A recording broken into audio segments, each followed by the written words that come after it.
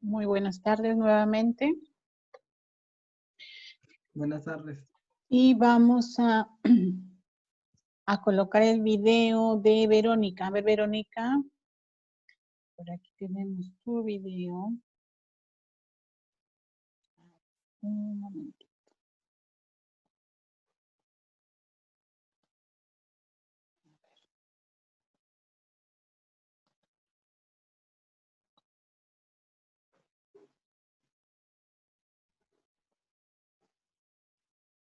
Ok.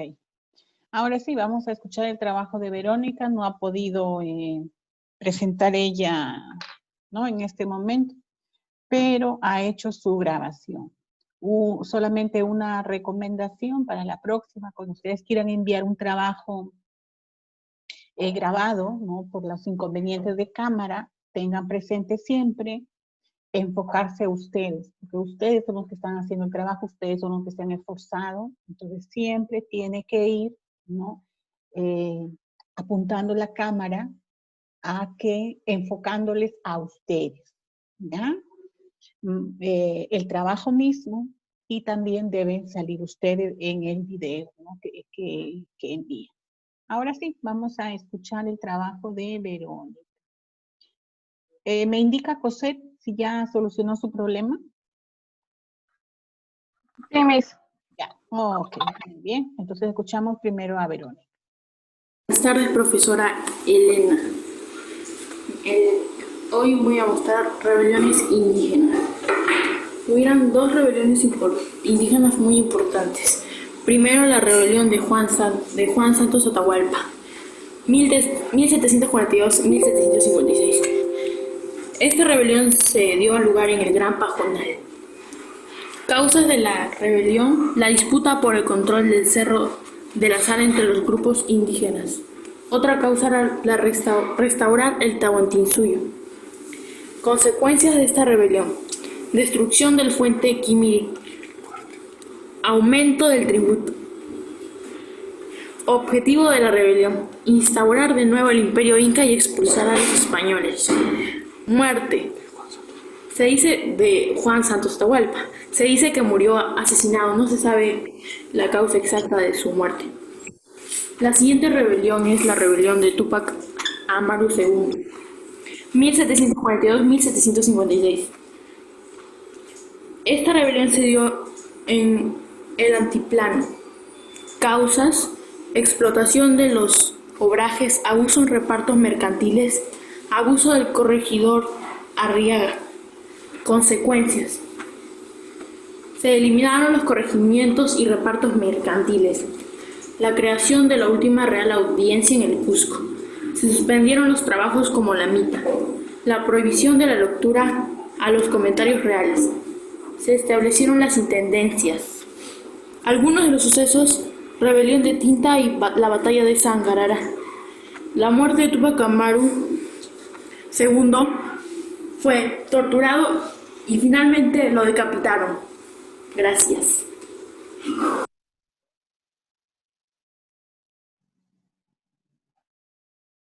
Ok. Muy bien, tenemos el trabajo de Verónica. Verónica, si me estás escuchando, necesito que me envíes al grupo o a mi WhatsApp personal, me envíes una foto con tu trabajo, ¿ya? Pide a alguien, por favor, que te tome una foto, coges tu trabajo tal como lo hemos presentado con tus compañeros, ¿ya? Muy bien, entonces espero esa foto, Verónica. Ahora sí, vamos con la señorita Wong. A ver, José. Miss, yo quería saber si podía exponer primero. ¿Ya? Ok, entonces Carolina, le damos el pase a Carolina. Ok.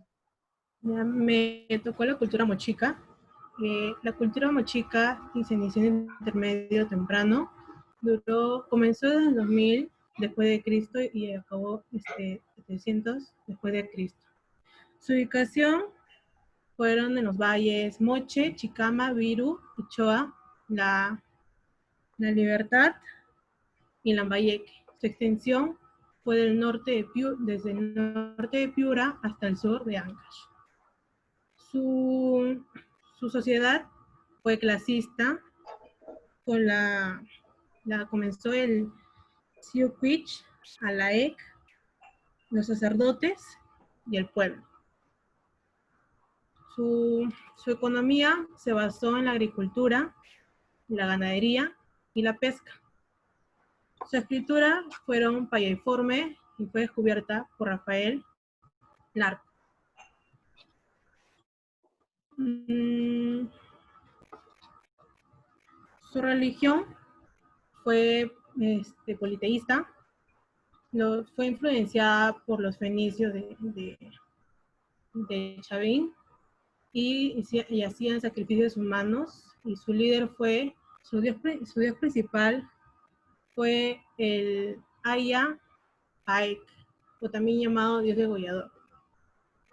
Su arquitectura en la libertad fue la Huaca del Sol, en Lambayeque, la Huaca Rajada, y en Ancash, el Pañá Maca. Son algunos ejemplos de su arquitectura. Su cerámica fue bicroma, con los colores crema y rojo. Sus cerámicas principales fueron los huacos retratos, y se reflejaban la alegría, la tristeza, el dolor, el placer, el amor, el odio. Su metalurgia fueron expertos en fundidores de metales, tales como el oro, la plata y el cobre, y hacían las tumbas a base de ello. Listo, gracias. Ok, muy bien. Aplausos para sus compañeras que han expuesto, para Verónica, para Carolina. Muy bien. Bien. Okay. Ahora sí tenemos a José. Buenas tardes compañeros. El día de hoy les voy a exponer sobre la cultura nazca. Ok, la ubicación de la cultura nazca fue en el Valle del Río Grande, en los actuales territorios de Ica y Nazca. Su descubridor fue Max Zule, pero lo investigaron más a fondo Paul Kosok, y María Rachel fue la investigadora principal de las líneas de Nazca. A ver, José, disculpa que te interrumpa, José. Si te pondrías de pie y enfocarías un poquito más atrás tu trabajo para que lo podamos apreciar. Sí, un poquitito más atrás. Si lo puedo ver bien, ajá. Voy a llegar. Ya, a ver, así, ¿Ahora sí lo puedo ver? Ok, bueno, voy a seguir. La sociedad estuvo liderada por los sacerdotes, los guerreros y el pueblo. La cerámica fue polícroma, tenía 7 variedades de colores y 150 tonalidades distintas. Y las líneas de Nazca siempre fueron un misterio para todos los investigadores, pero para María Reich esto significó un calendario astronómico. Gracias. Ok. Ahora, igual como tus compañeros, te voy a pedir que te pongas de pie y me enfoques bien, por favor, con tu trabajo para poder tomar una foto. Igual a Carolina, ya se va preparando con su trabajo. Un poquito más atrás, Cosette. Lo que necesito es que te pares un poquito como tus compañeros y me apuntes a tu trabajo. Exactamente. Ok. Está muy bien. Ok, Cosette, gracias. Vamos con Carolina. Aplausos para su compañera, a ver. Chicos, ¿no se me han dormido? Oh, ok, ahí está Rodrigo, Kiara, ¿quién más? ¡Bravo! Ya. A ver, Cosette. Carolina, a ver si te enfocas, por favor. Apunta tu cámara. Activa tu micrófono un momento, Carolina. ¿Sí, Miss? Ahora sí. ¿Ya? Por favor, con tu trabajo. Ahora sí. Ya. Muy bien. Entonces teníamos a Carolina, a Verónica y a Cosette. Las tres, por favor. Activen cámaras, las tres. Ay, Miss, pero disculpe, Verónica no tiene. Miss, no le puedo escuchar bien qué cosa fue lo que dijo, disculpe. Ya. ¿Podría repetirlo? Ahorita activen sus cámaras Carolina y Cosette. Carolina y Cosette. Carolina, ok. Activa también tu micrófono, Carolina y Cosette. Activen micrófonos. Muy bien. ¿Quién pregunta a quién? A ver. Las dos las dejo. Equipo, las dos. No sé quién empieza. A ver. Una de las dos tiene que lanzar la pregunta y la otra responder. Ya yo. Ujú. Por Cosette. ¿Por qué ocurrió la... No. ¿Me podría... ¿Cuál fue su tema? ¿Me lo podría repetir, Miss? Pero si vas a Me puse muy nerviosa y me olvidé de todo. Lo siento. Si vas a preguntar, Carolina, vamos a darle a Cosette. Cosette, lánzale la pregunta a Carolina. Miss, discúlpeme, es que en serio no lo ¿Tampoco entendí. sabe Ya, su tema? Es que no O es sea, el tema, ustedes no han el estado internet se entrecorta, atentos, Miss. ¿ah? Se entrecorta el tema. internet. Ya échenle la culpa al internet. Échenle la culpa al internet. No tengo que preguntarle sobre mi tema o sobre su tema. Sobre su tema. Ok.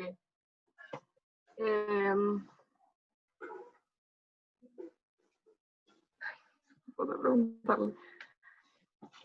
A ver, Verónica, ¿tú sí tienes audio, Verónica?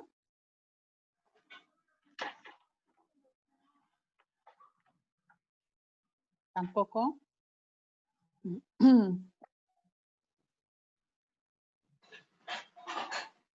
Bueno, ya, sí tengo una ya. Algo que sí no pude entender bien fue hasta dónde se extendió.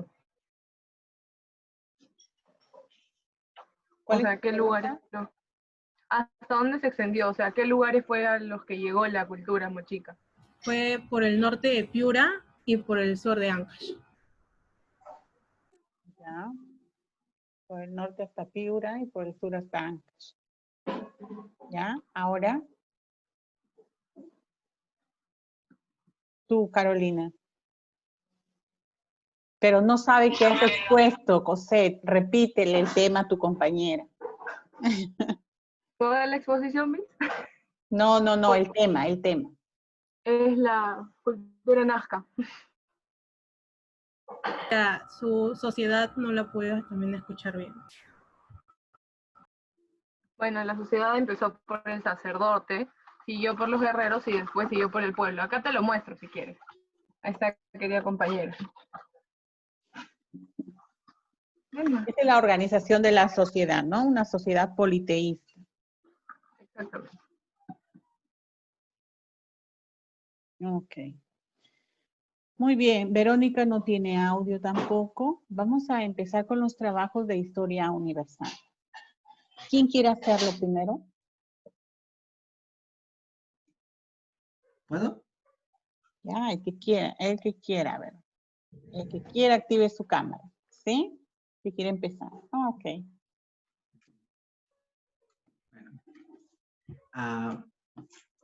Buenas tardes, amigos, buenas tardes, compañeros, de nuevo. En esta ocasión voy a presentarles el feudalismo. Para ello, y antes de empezar a hablar del feudalismo, tenemos que hablar de un suceso importante de la historia universal, que es la desintegración del Imperio Carolingio. ¿Por qué? Justamente, el Imperio Carolingio se dividió en tres estados.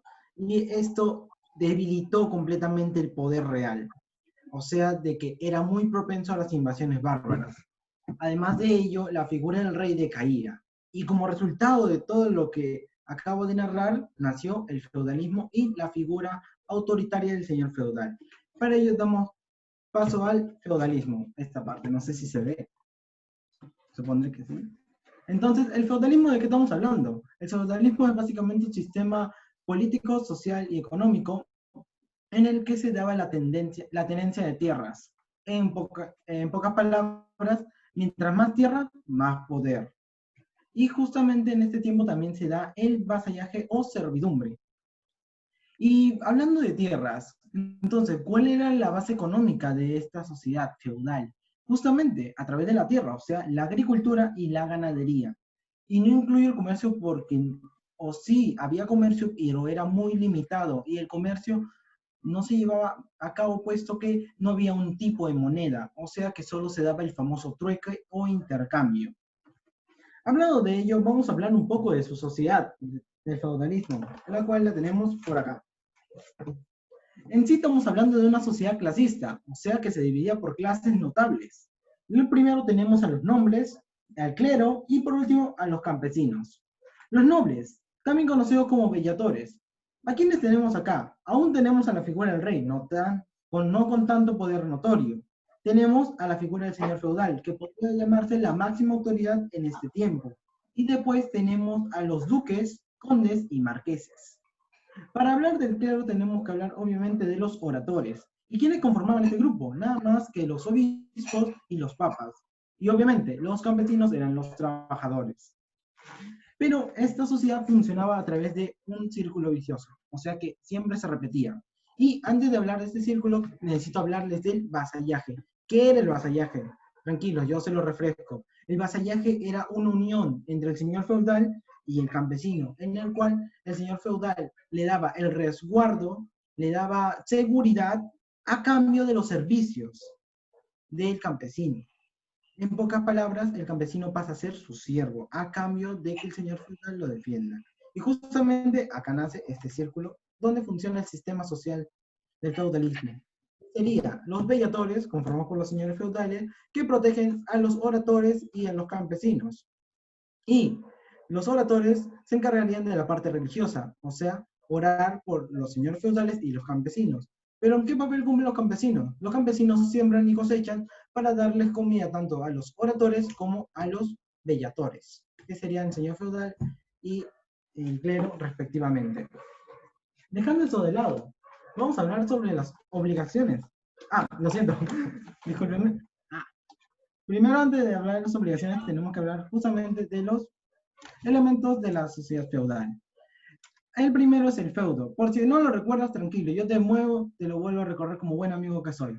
El feudo en sí era una palabra muy utilizada en ese tiempo. ¿Por qué? Porque el feudo tenía que ver mucho con el vasallaje. Era la tierra que te entregaba el señor feudal en el contrato o en la unión del vasallaje. Esta tierra, como campesino, tú la tenías que labrar y dar alimentos para darle ese fruto al señor feudal. Entonces, ¿de qué vamos hablando? El feudo. Teníamos varios tipos de feudo. El feudo de altar, el feudo de moza, el feudo de bolsa y el feudo de manso. En la otra parte, y el elemento más importante como la máxima autoridad, tendríamos al señor feudal, que es el dueño de todas las tierras y quien se encargaba de la seguridad tanto de los campesinos como del clero. Y obviamente tenemos al vasallo y el siervo, que servían con toda su alma al señor feudal. Y hablando de eso, entonces tú dirás, qué bonito y todo, pero ¿no tenían obligaciones ellos, algún tipo de tributo? Claro que sí, lo tenían, desde tiempos antiguos. Entonces hablamos de sus obligaciones. Voy a mencionar en esta ocasión 3, ya que la última no está al 100% confirmada, o no se tiene tanta evidencia para respaldarla de manera concreta. Estoy hablando primero de las corvias, la obligación de trabajar en las tierras del señor feudal. Después de la gabela. La gabela era básicamente el tributo que tú dabas al utilizar los hornos o molinos del señor feudal o que estaba en las tierras. Y por último, la talla. La talla era un tributo de emergencia que pedía el señor feudal, valga la redundancia, en tiempos de emergencia. Y por último tenemos este último que no está confirmado, lo siento por la redundancia, la pernada. La pernada era el derecho del señor feudal a pasar la noche de bodas con la novia. Un poco extraño y por lo tanto no ha sido confirmado. Pero como todo este cuento, todos los cuentos tienen un inicio como también un final. Y este no es la excepción. El feudalismo tuvo su final. Y por las siguientes causas. La primera y la más notable es otro suceso en la historia que acomete contra ella, las cruzadas. ¿Por qué? Hay una famosa cruzada, que es la Cruzada de los Tres Reyes, y esto es un evento que ayuda a reconfortar el poder real, que era básicamente una de las principales razones por las que se dio el feudalismo, o sea, se reforzó la figura del rey. La otra es el desgaste masivo, tanto económicamente como militar, de los señores feudales cuando dieron su participación en las cruzadas. Y por último, tal vez el mayor, el auge del comercio. O sea, que se volvió a dar este tipo de economía que debilitó completamente al feudalismo. Y obviamente a su lado del auge del comercio se dio el renacimiento urbano, que demolió y enterró en la historia a una de las épocas llamadas el feudalismo. Sin más que agregar, muchas gracias. Ok, aplausos para Rodrigo, chicas y chicos. Bravo, muy bien. Ok. ¿Quién más? ¿Quién más? ¿Quién se atreve?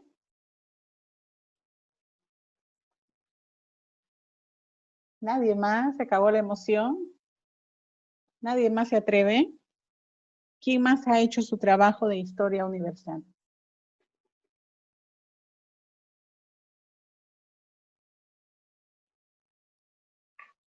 Uy, parece que nadie más lo ha trabajado. Kiara, José, Eddie.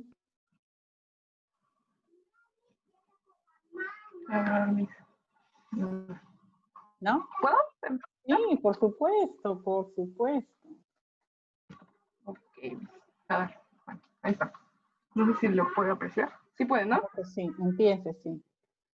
Ok, el día de hoy voy a hablar sobre la peste negra. La peste negra se originó en Asia Central y apareció entre 1346 a 1348, exactamente en el siglo XIV.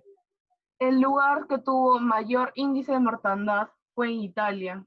El principal transmisor de esta enfermedad fue la rata, exactamente la pulga que habitaba en ese animal.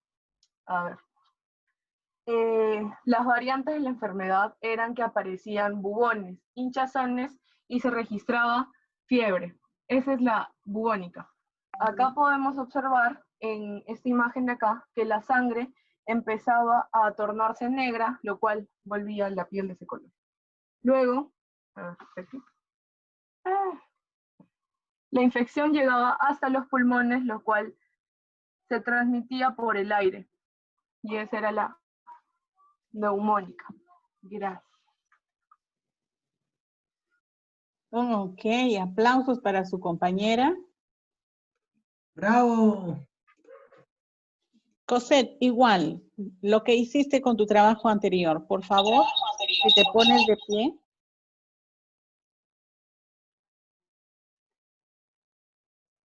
Activa tu micrófono, Cosette, activa tu micrófono. ¿Le vuelvo a mostrar? Ok. Ahora sí, ya. Ponte de pie, exacto. Ponte de pie para tomarte tu foto, Cosette. Si te agacharas un poquitito, Cosette. Eso está muy bien ahí. Ok, ya, ahora sí. Ahora sí. Necesito evidencia de sus trabajos, pues chicos. Rodrigo también, igual, Rodrigo. Rodrigo, tú no me presentaste tu trabajo de historia del Perú. Ya lo desarmaste. Ya, ármalo y después que continúa tu compañera lo tiene listo, ¿ya? Denme 5 minutos, Miss. Demora un ratito armarlo. Por supuesto, no se preocupe. Todavía tenemos exposiciones. Kiara, a ver, avíseme.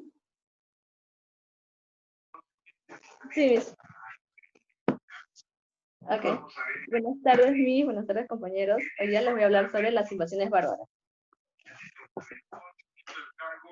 Okay. Para hablar de las invasiones tenemos que ver primero quiénes eran los bárbaros. Bueno, los bárbaros eran pueblos que habitaban fuera del Imperio Romano, que tenían diferentes costumbres. Causas de las invasiones.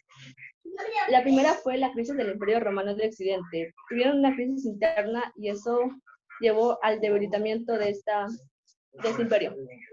Otra causa fue la presión de los hunos sobre los germanos y los eslavos. Otra causa fue la gana de los bárbaros por romanizar. División de los bárbaros. Los bárbaros se dividieron en tres, en germanos, eslavos y tártaros mongoles. En los eslavos se encontraban todos los godos, los sajones, los normandos, los godos. Los eslavos. En los eslavos se encontraban los de Oriente de Europa, los serbios, los crotas, etc.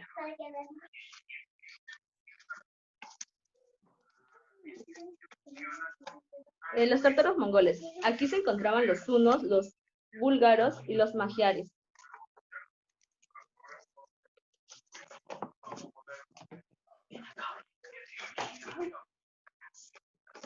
Principales reinos bárbaros.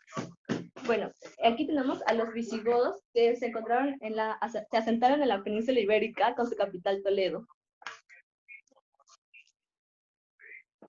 Aquí. Su jefe fueron Alarico, Recaredo y el último, Don Rodrigo. Se dice que el conde Don Julián ayudó a los musulmanes a entrar, ya que Don Rodrigo le faltó respeto a su hija, diciéndole vaga, que significaba prostituta. Los vándalos. Los vándalos se ubicaron al norte de África, aquí, con su capital Cartago. Su jefe fueron Genserico.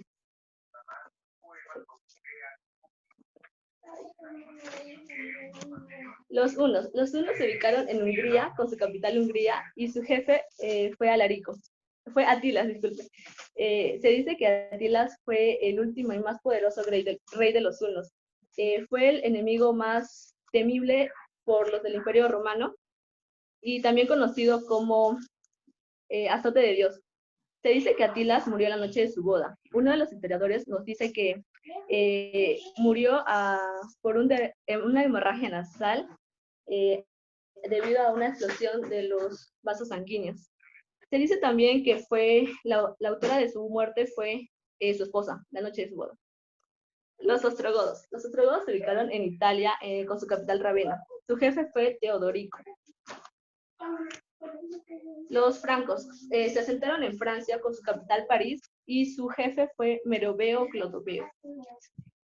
Los anglosajones. Los anglosajones se ubicaron en las Islas Británicas con su capital Inglaterra. Su jefe fue Egberto. Causas de las invasiones bárbaras. La primera fue la desintegración del Imperio Carolingio. Otra fue la fusión del latín con las lenguas germanas, dando origen a las lenguas romances como el castellano, el catalán, el francés, portugués, italiano, rumano. Otra consecuencia fue el predominio de las actividades agropecuarias, es decir, la agricultura ganadería. Otra fue la decadencia del comercio y el surgimiento de los reinos romanos germanos. Gracias. Muy bien, chicos, aplausos para su compañera. Bravo, muy bien. Kiara, lo mismo que han hecho tus compañeros, por favor. Okay.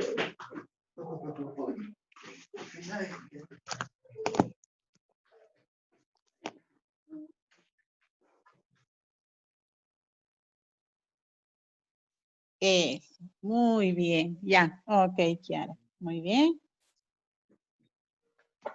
Ok, Kiara, vamos a darle pase a quien desea. ¿Quién desea? ¿Aló? Elenita, por favor, ¿con quién tiene clase ahorita? Está en clase ahorita. ¿Con quién? Con primero. No. ¿Quién me dice? ¿Mi hijo? A ver, un ratito, chicos, por favor.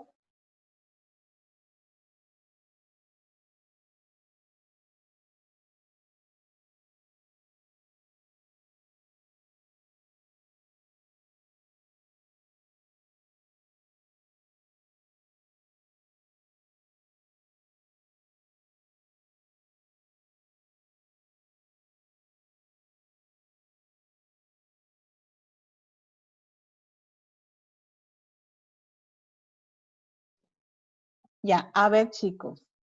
¿Quién más desea participar? Ya tenemos las invasiones bárbaras, tenemos el feudalismo, tenemos la peste negra. ¿Xiomara? ¿Sí? Ya. Active el micrófono, Xiomara.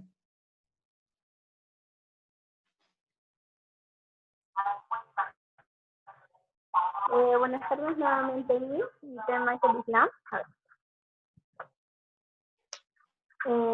Su significado es sumisión a la voluntad divina. Sus pilares son 5: la fe, el ayuno, la peregrinación, la oración y la limosna. Tuvo 4 fases de la expansión musulmana. La primera fase, Mahoma, 570 al 632. Égira 622.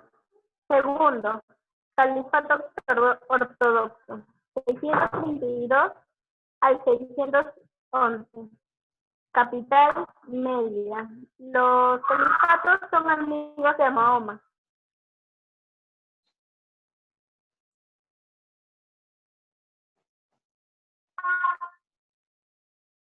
Hagan silencio, estoy dando exposición, por favor.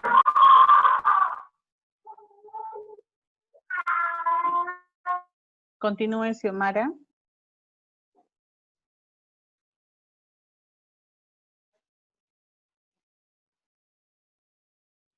Damasco.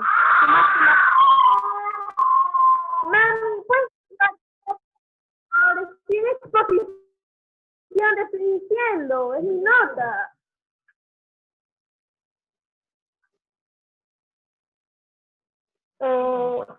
Su máxima expansión del imperio, el imperio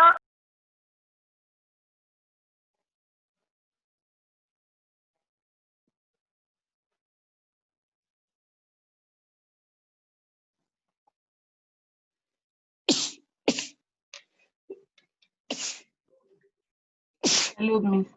Salud, Miss. Gracias.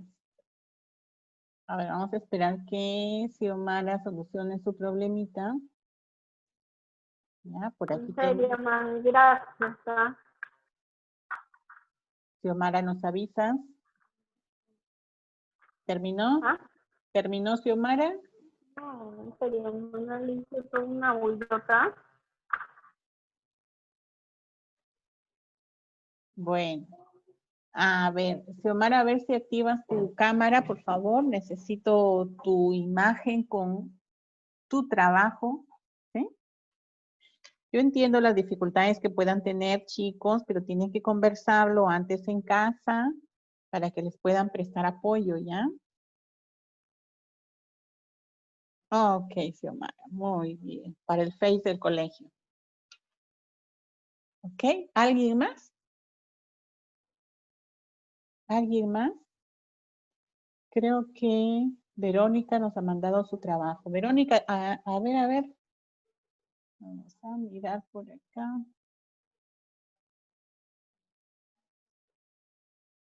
A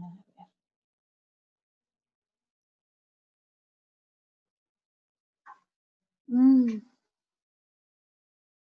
Chicos, la próxima cuando tengan videos, por favor, mándenlo con anticipación.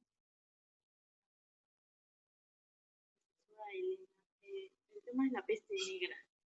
También ha hecho peste negra. Mm.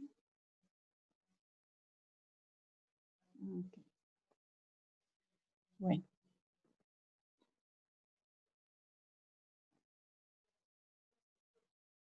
A ver.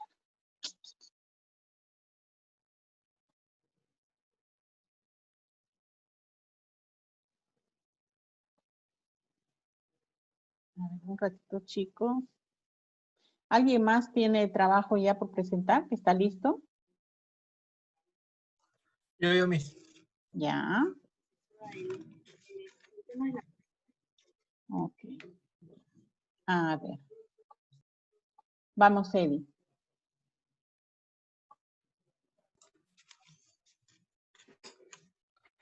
Ya, listo. Bueno, ahora a mí me toca hablar sobre el Imperio Carolingio. Bueno, si hablamos de Su ubicación, el Imperio Carolingio abarcó los actuales países de Francia, Alemania, Austria, Suiza y Bélgica. ¿Y cuál fue su formación de este imperio? Pues quien lo unificó fue Clodoveo, quien era un rey franco. Además, es quien funda la dinastía merovingia. Con él se inició el reinado de la dinastía merovingia, nombre dado en honor de su abuelo Meroveo. Sus sucesores fueron los reyes holgazanes. ¿Y qué significa reyes holgazanes? ¿Por qué se les llamó así? Pues fue un sobrenombre que recibieron los reyes merovingios debido a su incapacidad para gobernar.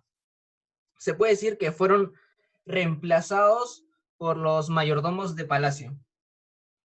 El que sobresale acá fue Carlos Martel. Él fue el que derrotó a los árabes en la batalla de Poitiers. Y si luego hablamos de su hijo, Pipín el Breve, quien derrotó al último virrey holgazán, Childerico III. Y luego de Pipín el Breve podríamos hablar también de su hijo, Carlomagno. Luego hablaremos más profundamente de su imperio, de cómo gobernó él. Pero ahorita si hablamos de la importancia del imperio carolingio, fue que difundió y difundió y consolidó el cristianismo. Ahora hablemos sobre Carlomagno. Carlomagno, o más conocido como Carlos el Grande, fue un monarca de mayor prestigio de Europa medieval. Fue alguien que expandió el imperio a gran escala. Y si hablamos de Carlomagno, decimos que él fue quien impulsó la educación, creando 3 tipos de escuela, y cada una era destinada para cierto grupo de personas. Acá encontramos a las palatinas, para la nobleza, las conventuales, para el clero, y las parroquiales, obviamente, para el pueblo. ¿Y cuáles fueron los objetivos del gobierno de Carlomagno? Fue restaurar el imperio romano y consolidar el cristianismo. Y si hablamos de la educación, hubo 7 artes liberales, el trivium y el quadrivium. ¿Y qué era el trivium y el quadrivium? El trivium y el quadrivium son 2 vocablos latinos que hacen referencia, como dije, a las 7 artes liberales que se estudiaban en la antigüedad y en las primeras universidades europeas durante la Edad Media. En el trivio, como podemos ver, encontramos a la gramática, a la retórica y a la dialéctica. Ya las quadrivium encontramos la geometría, la astronomía, la música y la aritmética.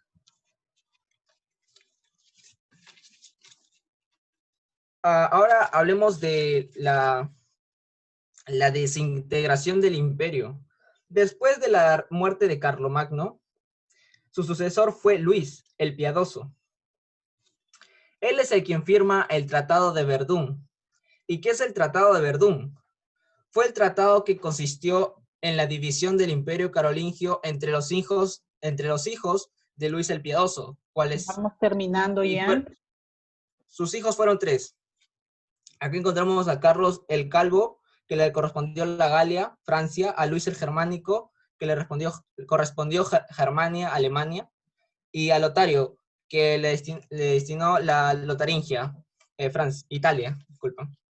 Y como dijo mi compañero, por la desintegración del Imperio Carolingio surgió el feudalismo. Gracias. Ok, muy bien, Eddie. Nos queda poquísimo tiempo. Por favor, Eddie, me mandas una foto que tomas ya de tu trabajo y lo envías.